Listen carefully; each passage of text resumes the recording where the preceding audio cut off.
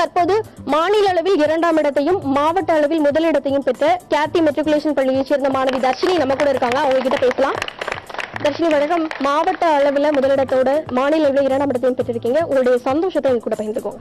I'm extremely happy. எனக்கு I have no words to explain. இதுக்கு சப்போர்ட்டிவாக இருந்த என்னோட கேத்தி ஸ்கூல் என்னோட school correspondent, advisor ma'am, principal sir, subject teachers, especially என்னோட கிளாஸ் டீச்சர், என்னோட ஃப்ரெண்ட்ஸ், என்னோட பேரண்ட்ஸ், என்னோட அம்மா, சித்தி, மாமா எல்லாருக்கும் நான் தேங்க்ஸ் சொல்லிக்கிறேன்.